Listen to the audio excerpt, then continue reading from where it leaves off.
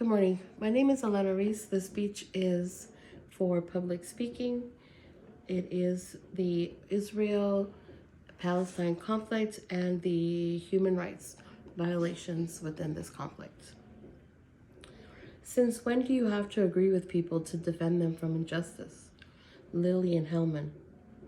I do not believe that Americans truly comprehend what is going on in Palestine currently and the egregious human rights violations that Israel is committing against the innocent people of Gaza.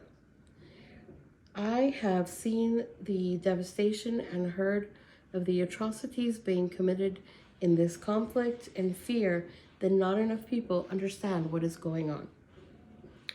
The United States politicians are complicit with the genocide and ethnic cleansing of the people of Palestine in order for them to remain in power and continue extensive monetary contributions from Israel. U.S. politicians would have you believe that the war in Israel began on October 7th, 2023. After Hamas, a Palestinian freedom fighter group labeled as terrorists by the United States, attacked Israel in the early morning hours and killed over 1,200 Israelis and reportedly took hostages. The attack, according to Vice President Kamala Harris, started the war between Israel and Palestine as Israel defended, quote unquote, itself by mercilessly bombing the people of the Gaza Strip and have continued their attacks since then. According to Reuters, to date, over 30,000 Palestinians have been killed since the October 7th attack. According to the Gaza Health Ministry, the majority of those killed have been women and children, over 25,000 to be exact. The United States has refused to call a ceasefire in Gaza to stop the carpet bombing of the civilians huddled together in Rafah, a small town on the Gaza Strip on the border of Palestine and Egypt. With an estimated 1.4 million people being forced to live in tents without food or water. On February 11th, as millions of Americans watched the Super Bowl play out on live television, Israel bombarded Palestinians in Rafah with military airstrikes, including a 2-ton bunker buster designed to decimate even the deepest of bunkers and on civilians currently huddled together in makeshift tents. The United States would then go on to veto for a third time the U.S. Security Council's resolutions to demand a ceasefire on February 21st of 2024. According to CNN, a news organization, Israel has been the largest recipient of U.S. foreign aid since its founding, receiving over $350 billion, not including military weaponry. According to the American Israel Public Affairs Committee, or AIPAC, website as of January 23rd, 2024, United States politicians have supported 365 pro-Israeli Democratic and Republican candidates up to 2022 with more than $17 million in direct support through AIPAC. I fully comprehend the conflict in the Middle East, but to understand the history of the conflict and its origins, we must first pay attention to what happened before October 7th, 2023.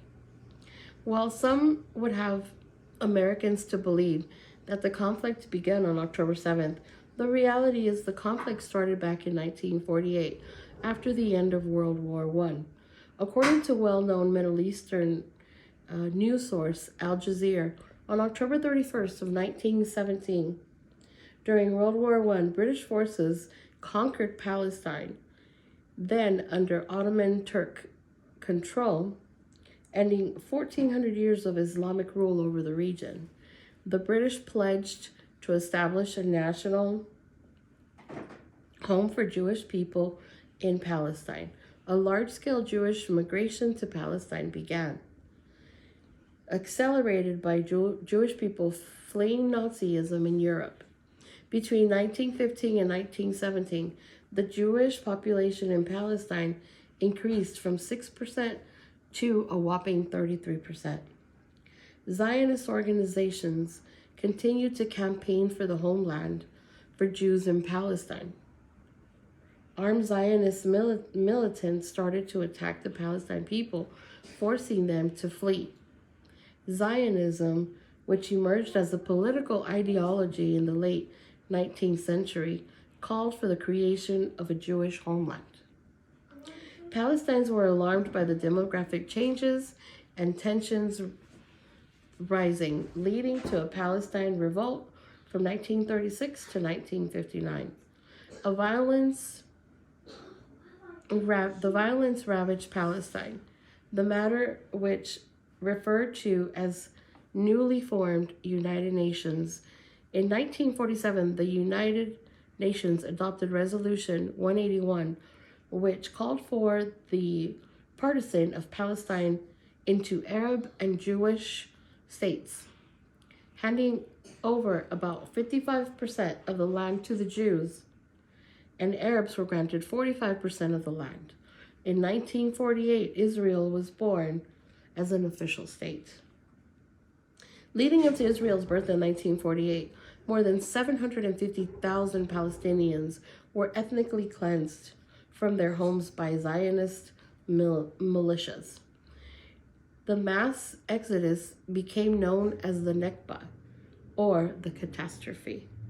In 1967, Israeli forces occupied Gaza and the West Bank, displacing over 300,000 Palestinians of their homes and properties. Israeli settlements continued despite land treaties that were placed between Israel and Palestinians. Israeli settler expanded and forced Palestinians out of their homes as tensions grew. Settlements are considered illegal under international law. According to Reuters, an American publication news source, Israel imposed a blockade on Gaza in 2007 after Hamas, a group that came to power.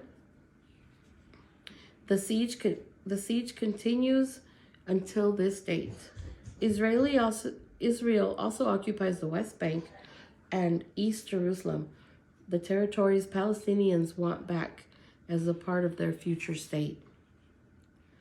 With 61% of likely voters, including the majority of Democrats, 76%, and independents, 57%, Republicans as well, at a 49%, are calling for a permanent ceasefire and de-escalation of violence in Gaza.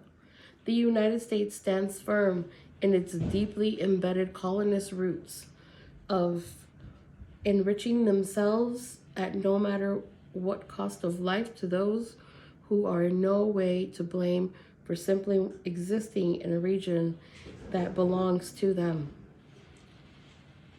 Much like the Native Americans who were also forced into reservations and attempted genocide of their people by European settlers, will history books also be written in such a way that depicts the Israeli settlers as peaceful and offer readers a whitewashed version of their Thanksgiving?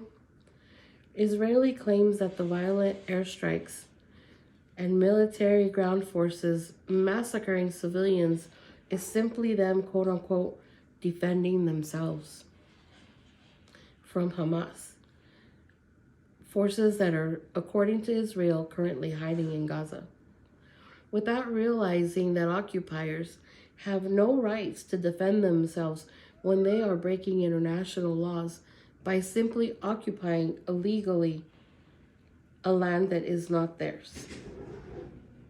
It is not self-defense when you are the aggressor. The violence and murder of innocent civilians will not stop until the United States stops sending foreign aid to Israel and starts imposing sanctions for the egregious human rights violations to the people of Palestine. These people have had to endure these egregious and murderous acts since October 7th of 2023. And many would want you to think, but it's actually been this conflict since the beginning of 1917. To deny people their human rights is to challenge their very humanity. Nelson Mandela. Thank you.